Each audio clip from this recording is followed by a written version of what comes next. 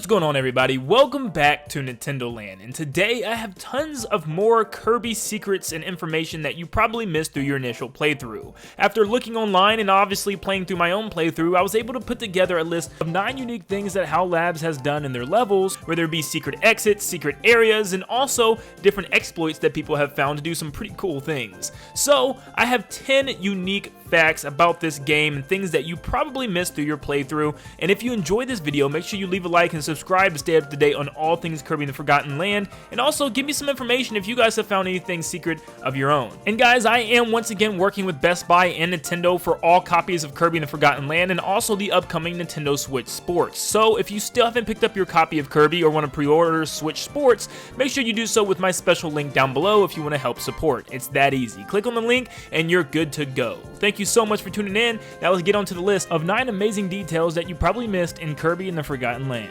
Coming in at number 1, we have the very first Howl Room that you could find in the game. Now these Howl Rooms are Howl Rooms developed by obviously Howl, the company that's behind Kirby in the first place. They put these secret rooms within their Kirby games for you to find, and they're always normally very hard to find. This one is pretty hard, but not as hard as maybe the other ones that we'll talk about here soon. This first one is in the stage of Rocky Rollin' Road. You have to make your way all the way to the end of the level, but make sure you have the Ranger ability for Kirby, because there is still one at the very end of the level, but you might actually run it over on accident, so just make sure you have one to start off with.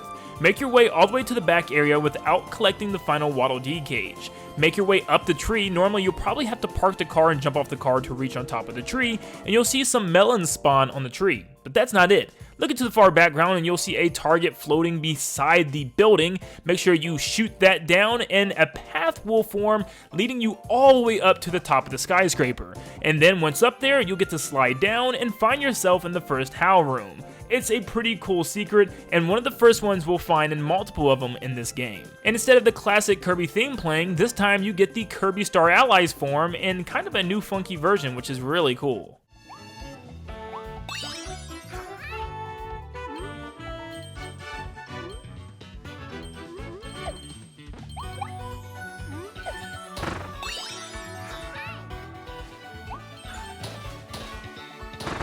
Meta Knight's trusty sword, the Galaxia, is extremely powerful, but did you know you can actually pick it up and knock it from his hands? Yes, there is a specific attack that Meta Knight will do in the Coliseum where he'll rush towards Kirby. He'll start shaking and glowing blue, and that's when you'll know he's about to rush. Instead of dodging, actually swing your sword as he's charging toward Kirby, so that way you guys get into a sword clash. And if you mash the B button hard enough, the Galaxia sword will fall out of Meta Knight's hands, where you can then pick it up. But Meta Knight flies off and comes back with a new sword. But this isn't just any ordinary new sword. This is Meta Knight's original sword before he was able to wield the Galaxia all the way back in Kirby's Adventure and Nightmare in Dreamland. So this is a really neat callback, and it's just so funny to me that he even flies off the stage and goes picks it up and comes right back. It's really neat. In the stage Concrete Isles in World 2, you'll come across lots of whirlpools all over the water, and every single whirlpool will kill you, even the big ones in the later stages, except for one whirlpool. There's one that's actually leading into some type of sunken building deep beneath the water surface, and if you jump into this one, it'll actually take you to a secret area where you can use Conmouth Kirby in order to hop across some crates carefully and make your way to a secret stash of money and a minifigurine, which is an extremely cool secret because there's no mission or anything that even mentions this place. Time for another Howl Room secret. Now we move on to Wandaria Dream Parade, and this is in World 3 obviously, and with this stage there is a secret area that you can go into in order to do a challenge with Car Kirby. And you probably found this area and completed the challenge, but did you know there was actually a secret Howl Room in here as well? Use Kirby and drive all the way to the end, but don't cross the finish line yet. Just sit right before it and wait for the timer to hit exactly 86 seconds. Now actually it doesn't have to be exactly, you can have some change below it, but just make sure it's 86 seconds. Don't make it 85 or 87, 86 and you'll get this. But you have to wait for 86 seconds on the clock, and then crossing the finish line will raise some type of platform from the middle, revealing a whole bunch of flowers and coins that spell out Howl once again. Now, why in the world is 86 seconds this secret? Well, I saw somebody online that was way smarter than me, known as Anthony Wu, actually explain that it is some type of Japanese wordplay, where it means haru, which of course sounds like howl. The number 86 is really just a wordplay that sounds like howl, and they use it a lot. And in fact, if you realize, the specimen at the very end of the game, which we found out to be Fecto Elfilis, was named by the people of this world specimen IDF-86. Now, staying in the Wonderia Dream Parade for a little while longer, we have another secret in this world. You'll also probably notice this in some of the other levels because it appears there too, such as the first level of this world, but you'll notice some animatronics moving around the stage, and some are just some robots and train cars, but one of them is a flying saucer with eyes. This is actually a reference to Kirby Squeak Squad, and this little saucer is actually Doc, one of the Squeak Squad members. It has the same swirly eyes, the green mustache, and even little ears coming out the top. It's actually identical, and even the saucer is red just like the one he has in game. I would say that this is a cool little Easter egg, but is it even an Easter egg? Because it appears over and over again, not only in this stage, but in some other stages of this world as well. So maybe that there's some type of connection with the Squeak Squad in this game? Maybe the Squeaks are actually from this world or something? I don't know, maybe I'm reaching, but that could be a theory for another video. Now, I think it's time for the third and final Howl Room, the burning, churning power plant from Redguard. Not only is this the stage with one of the best soundtracks in the entire game, but it's also the stage with a super well-hidden Howl Room. I mean, seriously, one of the most well-hidden ones I've ever seen, and one that I just don't even understand how someone could find this. Enter the power plant and make your way all the way to the section where you see the two walls crushing with a section of brown boxes that Kirby can break and make his way to the top of the moving belts. From there, Kirby can find a secret vent that he can crawl in and find some hidden collectibles and coins. But that's not it. Once you're in here, it triggers something that happens outside of this world. Yes, literally, you have to backtrack your way all the way back out the vent and all the way to the very beginning of the level where you actually have to go all the way back outside. Now, this can be very tricky, so watch out, don't get smashed by the moving machines, and make sure you find cover anywhere you can. Once back outside, you'll notice some coins leading to a ladder that goes all the way up to the top of the power plant. Yes, you can actually now get across through this little catwalk and make your way all the way up these stairs in order to get to a hidden section. You'll then go through this corridor, finally making your way into some type of machine room. I don't know what this is, but it's some weird type of lab where it definitely reminds me of Planet Robobot. And what's funny is Howl Room 1 actually reminds me of Triple Deluxe, and this Howl Room actually reminds me of Planet Robobot. So maybe this is a sign that we could get those two games on Switch in some type of collection this year. Yeah, am I reaching extremely? But I had to put that out there. But anyways, in this room, if you use any type of ability, I'm using Time Crash here to break all the boxes, you can actually reveal the letters HOWL once again.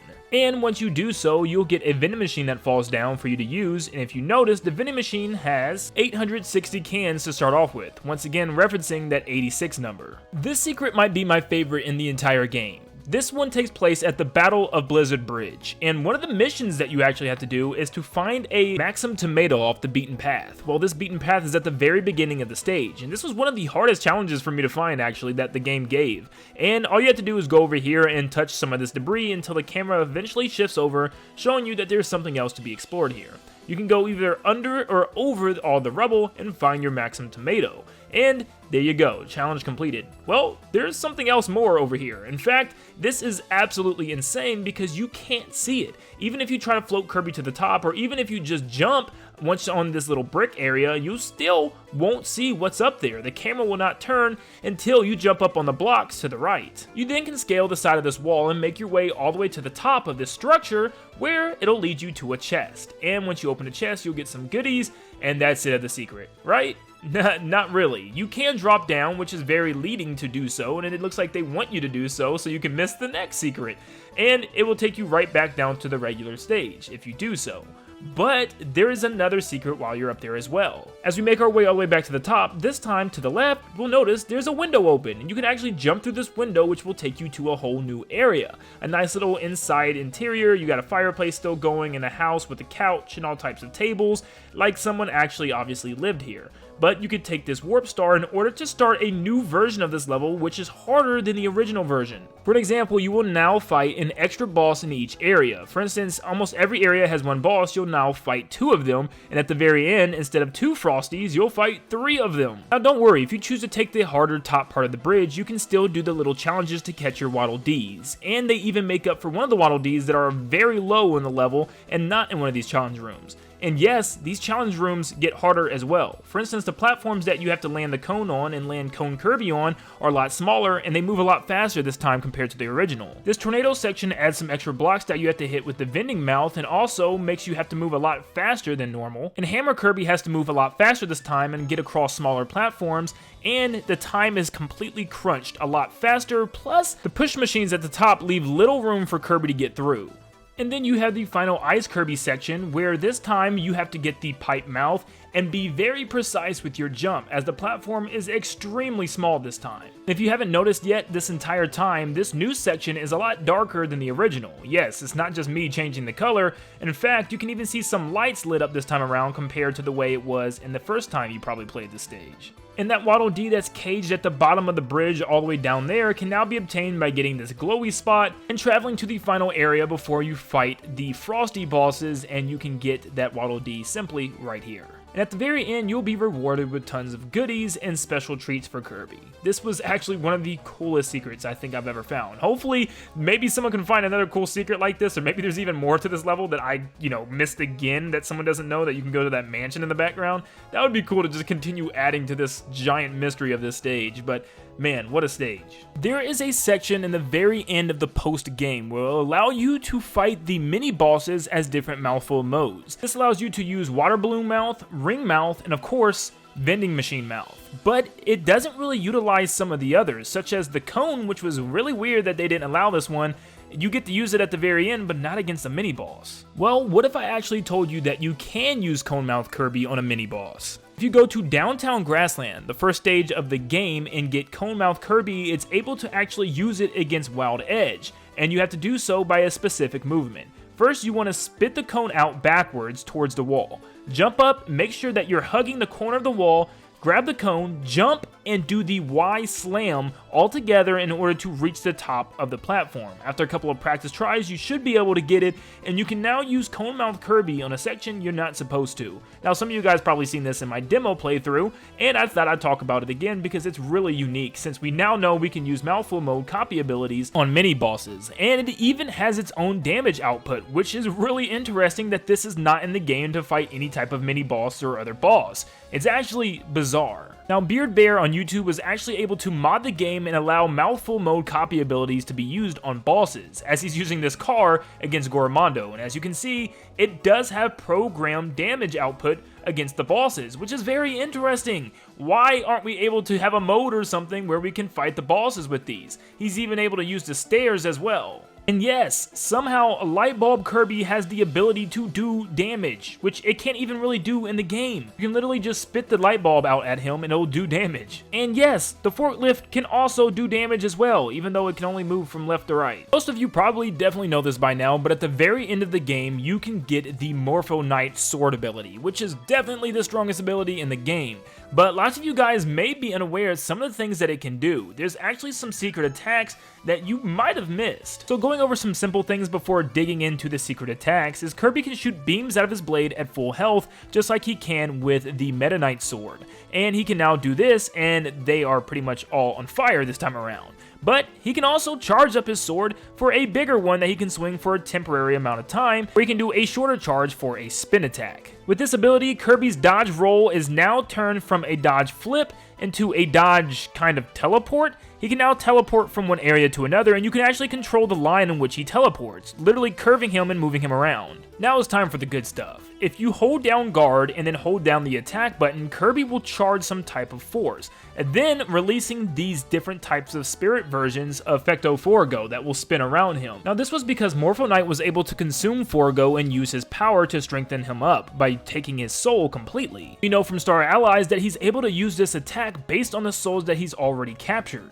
And one of his attacks at Kirby is actually the same thing, just one giant version of him instead of the two little ones that surround Kirby. And they only circle Kirby until they can find another host to attack. So if you're battling an enemy or a boss, they will actually go after and fight the boss, doing some immaculate damage to them. Kirby can also do the hypnotic wave effect that Morpho Knight can do, which makes Kirby and his friends dizzy, but this time it just punishes your enemy and damages them. What you have to do is jump up in the air, hold guard, and hold your attack button down as Kirby slowly drops down from the sky. If you do this right, he will shoot out massive waves of energy that will easily defeat an enemy. And yes, it's even possible to abuse both of these powers, use multiple versions of the same one, or combine both of them for some absolutely incredible damage. That was 9 cool details that you probably missed in Kirby and the Forgotten Land. Let me know if you guys have found any other cool details and you could appear in the next video, but thank you guys so much for tuning in. And remember, if you guys want to get your pre-order for Switch Sports or still want to pick up your copy of Kirby and the Forgotten Land,